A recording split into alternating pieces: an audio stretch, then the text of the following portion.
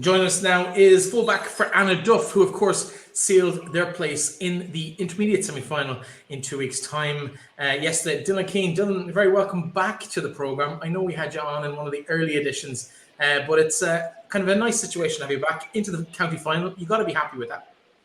Yeah, definitely. Yeah. Cheers, Bethany, first of all, for having me back on. And yeah, definitely delighted to be back in a county final in 2 weeks' time. Talk us through, I suppose, we'll talk about yesterday's game in a few minutes, but maybe the whole season so far. If we go cast our minds back, you got to that final in 2020. It wasn't played till a couple of weeks before last year's championship, and then you have to deal with all that kind of emotion of coming straight back in 2 weeks after you've lost the previous year's final. It's been a bit of a roller coaster for Annaduff over the last 15 months since then, but what has the path been under Joe Cox for the last year and a half? Yeah, I suppose, as you said there, like it was a change of circumstances in 2020 when we initially got the final, and then it was postponed due to I suppose we know what, but then we had a change in management, and I suppose with Joe's structure that he came in, and a lot of us from kind of my age group the whole way down, we've worked with Joe through under 13s, under 15s, under 17s, or whatever previous grade they used to be known as, the whole way through. So it was kind of a seamless transition to have Joe in, and I suppose touching on those age groups, Joe was always about just kind of building upon youth, and I've seen kind of team sheets yesterday. It's been kind of a change in names and circumstances over the last couple of years. We've just been, I suppose, trying to build the club as a whole more so, and like many clubs, I suppose the adult team and men's team at the top is usually what teams look up towards, and it's just been about building the curve the whole way through, and I think that's led us back to a county final. Yeah, in terms of, I suppose, the development in the club area over the last few years, a lot of new people into Drummond. Annaduff, of course, I'm sure Bornacoola picked up a couple of players, but Annaduff seemed to have been the main beneficiary of that over the years. How key is it to have those youngsters coming through over the last decade or so we're now starting to see break into first teams for both the men's and the women's sides in the club?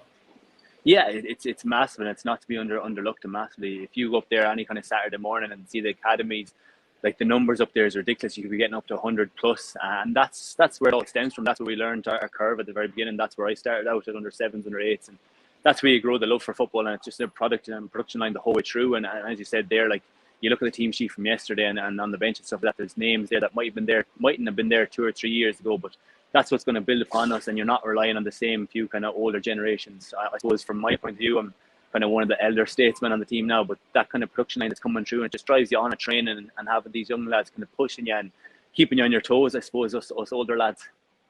I think Ray Cox might have a little battle with you for that name yet. You have a decade or so to catch up on Ray. Yeah. In terms of, I suppose, the season so far, though, I know I saw you, I think, over in Ahawillan in a league game early in the year, and you were very impressive that day, and you've had some nice flashes of really good performances this year. And then there's been the odd hiccup or two as well. A couple of injuries haven't helped. I know Hugh Moylan hurt himself. I think he damaged his arm early in the year. There was another couple of injuries floating around as well. Conor Reynolds missed a couple of games.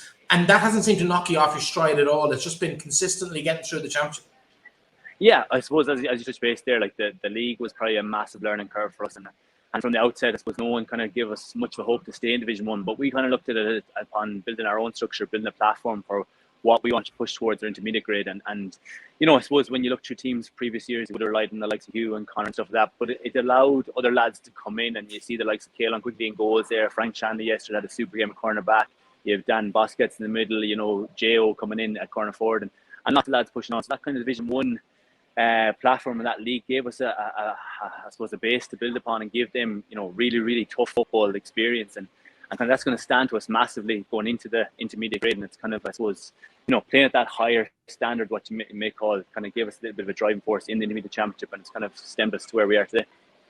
In terms of, I suppose, yesterday's game, as we talk here on Sunday early evening, afternoon, people kind of fancied Allen Gaels coming into that. You would have been the underdogs in most neutrals' eyes going into the game yesterday. All nip and tuck for the first half. It wasn't a great game of football, but a blistering start to the second half, and you just seem to they don't answer to what you produced in that first 10-15 minutes of the second half that really kind of sealed that victory for you. What was it about the preparation coming into the game that kind of led that performance from you, or maybe it was a halftime team talk from Joe? I don't know. Yeah, so I suppose, well, going in as underdogs is nothing kind of new towards us. We're kind of always pushed down, but that's what we loved. And I suppose over the years, Annaduff has always been built upon, you know, work rate, and that's kind of one of our mainstays throughout the team is work rate. And I suppose we knew what Drumshanbo, having played them a couple of weeks ago, were going to bring. Obviously, yeah, we might have been the best first half, and especially when they got the goal, kind of their tails were up. But we knew we got a chance to come in at half time, reset, kind of got our structure and plan back in. And I suppose that blistering kind of start to the second half, we got the goal at the right time. And then I think maybe, I don't know if it was the second or third goal, it was kind of a long ball in. And that just stemmed the tide in our favour, and kind of we just drove on. But I suppose if you look throughout the whole team there yesterday, everyone was just driving each other on. There was no kind of, drop standards. We just want to keep pushing on and just work rate. And we knew we had lads coming off the bench. And I suppose it's not just about the 15 that started there yesterday. It was a panel of 20 and a panel of 30. And there's lads, the junior A's had a very good win last weekend. And that's just driving the force on. So the lads that are on the first 15 know that they can't drop that standard or else they'll be sitting on the sideline. How important is it to have that squad culture where it's not just about the lads starting? We see so many teams really push on. They lose a player or two to injury or a card, and all of a sudden they really, really struggle to fill those gaps. You don't seem to have had that problem at intermediate level this year. No, and I suppose that's been a massive stay. It is, I suppose, the first 15 always gets the kind of maybe limelight when it starts, but it is a panel of 30, 35, 36. Like, we're very blessed, I suppose, since COVID times for lads working at home and the lads at college or working at home. We've been able to build a base of kind of 35, 36 players, and it's great to see how they train every kind of Tuesday and Thursday and whatnot. And that is the driving force. We're lucky ones that do get the jerseys 1 to 15, but it's gone past the stage of the years where we're not relying on like Ray or Shawnee Mack to kind of deliver us over the line. Like you've seen yesterday, Kenny jumped up, J.O. came on, Sean Quigley. These lads are just kind of up on the performances, and it's a credit to the boys maybe that aren't getting on the first 15 that are driving them on. And at the very end of the day, it's for the parish, it's for the community. It's not just any kind of one person's name on the sheet. Of course, 2 weeks to go to the final. What's the final preparations looking like for yourself now? Yes, so I suppose we haven't really kind of thought too much of it. I know that's kind of maybe a political answer, but we just got over a tough battle yesterday. I suppose we'll regroup now during the week and just make sure that the bodies are right, first of all. I suppose you're not going to do an awful amount of kind of work in the next 2 weeks. It's just kind of getting obviously a little bit of grips to see what Loughlin and Sheelan are doing. I know I watched maybe 5 or 10 minutes yesterday. Kind of see how they map out and kind of just, I suppose, focus on ourselves massively, first of all. Getting lads back into the movement and just getting a clean build. Enjoy the obviously build up, because I suppose we're lucky enough we've had a couple of finals in the last 2 or 3 years. But it's a massive occasion for not just us, but the whole community. Drum Annaduff. To build on that, it's a massive experience. And a couple of lads there that are kind of going to their first final. So just about getting back to basics with training and getting the bodies right and looking forward to the occasion. You kind of touched on it there, but what's different about this side that maybe 15, 16 months ago in the previous intermediate final? What's the different gravy this time around compared to where you were in that final against Cork Leitrim 18 months ago, 16 months ago? Yeah, so I suppose it's I think it's a kind of a new lease of life in the whole team. That younger generation comes along, and I suppose they mightn't have the fear factor, or they don't have the kind of experience of losing finals so much, but so they're driving us on massively. And it's just get a great buzz around the place. Everyone is working hard for each other. There's a massive panel there. And you see it the whole way through the club. Like, I know keep touching base, but that under 13s, I know they were in a semi-final today. The junior A's in a final next week. The ladies are in a final or semi-final in 2 weeks. So there's just a massive buzz around the place, and it just kind of feeds in at grassroots, and that leads up the whole way up to us at intermediate level. And I think that just kind of steamroll us the whole way into the final in terms of we're just carrying that kind of wave, and there's no kind of pressure on us. We're just building for hopefully a successful future. Of course, the final take place. We guess 2 weeks today, but of course that to be confirmed by the CCC in due course. But you would imagine it'll be the Sunday afternoon in Park Sean in 2 weeks' time. Your personal trainer in your day job, what can be done at this stage? All the strength and conditioning that you're going to get done is probably done at this stage. But what can you do in that last 13, 14 days as you build up to that game to make sure you're in your peak, I suppose, condition going into that match? Yeah, so without giving away too many tips and tricks, I suppose. Sheelan are listeners as well, by the way. Yeah. I don't want to give anything away, but no, I suppose, as I said there, it's a mainstay is just making sure that all the bodies are right. First of all, as they will touch base Tuesday or Wednesday whenever we get back training. Make sure we've no niggles, injuries, and it's just about looking after yourself. Not obviously mind yourself too much with regards, under training or anything like that. But there's not going to be any major fitness work done if you haven't kind of built up the standards by now. You're not going to improve massively. It's just about enjoying the experience, enjoying getting together with the lads for the next, probably only 4 or 5 sessions left in the year.